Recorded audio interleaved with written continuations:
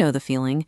You sit through a 2-hour lecture or you spend 15 minutes staring at a page in a textbook, and by the end of it, absolutely nothing has stuck. It's incredibly common to look inward when this happens. You start to blame yourself, assuming your natural ability to focus is broken or that your memory is permanently slipping. But there is a strange paradox in how we treat ourselves today. We spend hours at the gym optimizing our physical bodies, and we meticulously follow multi-step skincare routines. Yet we completely ignore the neurological health of the exact body part we rely on most to make our decisions. The friction you feel when trying to study is not a permanent flaw in your intelligence. It is the direct result of 5 specific, highly normalized daily habits that are causing slow, cumulative damage to the way your brain processes information. The first habit is something almost everyone does, allowing random, non-essential app alerts to interrupt periods of deep work. That 3-second glance at a notification comes at the expense of your entire flow state. When you break your focus to look at a message, your brain requires 10 to 15 solid minutes of effort just to return to the level of concentration you had before the interruption.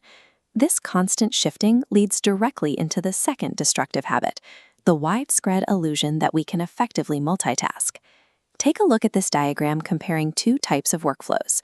On the left, you see a smooth line representing linear work, like writing the letters A, B, and C in order. It's effortless. On the right is what happens when you alternate categories, writing A1, B2, C3. This jagged path illustrates the high friction of context switching. Every single time you bounce from a math problem to a text message to thinking about your chores, your brain has to actively burn through its limited daily supply of cognitive energy just to execute the switch. Attempting to split your attention only bankrupts your daily cognitive reserves, leaving you exhausted and incapable of focusing by noon. Once you're tired, it's easy to fall into the third habit, the "I'll just scroll for 5 minutes" trap with short-form content. These platforms are engineered to serve you a joke, then a motivational speech, and then a horror clip, all within a 60-second window. This subjects your brain to an extreme cognitive whiplash, forcing it to violently shift gears every few seconds.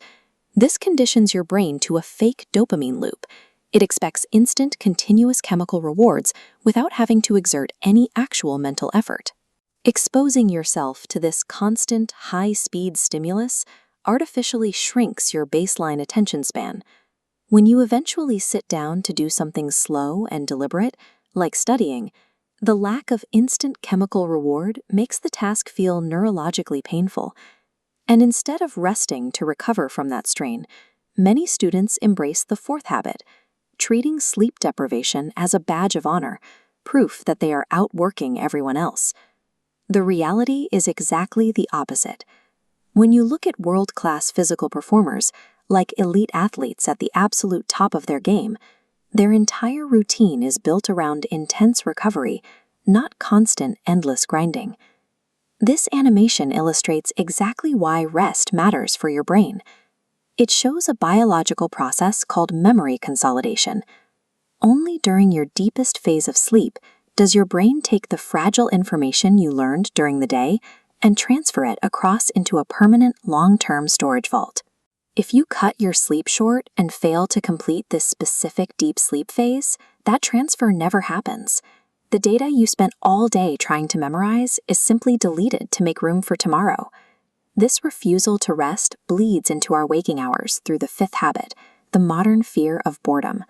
Whenever we get a 10-minute break in our schedule, we immediately pull out our phones to fill the silence. Think of your brain exactly like a physical muscle. Muscles require a recovery period to actually grow. The brain follows the same biological necessity. It only repairs its neural pathways and generates its most creative ideas during unstimulated, empty time. By denying your mind deep sleep at night and actual boredom during the day, you completely block its ability to store memories. You render all of your hard work entirely useless. To fix this, you have to audit your digital environment. Start right now by going into your settings and completely silencing these alerts for any app that isn't critical to your daily life. Next, introduce physical friction. When you sit down for a dedicated study block, place your phone in another room or far out of arm's reach so that giving in to the urge to scroll requires deliberate effort. Treat single tasking as an active, practical form of everyday meditation. A prominent speaker at a TED event recently shared a brilliant definition of this. They explained that true meditation doesn't always require sitting in total silence. It simply means focusing entirely on the singular task or the singular person directly in front of you. If you struggle to maintain that singular focus on your own, put yourself in a structured environment. Joining a live daily class forces you to follow a schedule and helps rebuild that discipline from the ground up. Your brain is a highly adaptable mechanism. By eliminating these 5 draining habits and giving your mind the proper rest it demands, you can reverse the cognitive wear and tear and restore the deep concentration you need to succeed.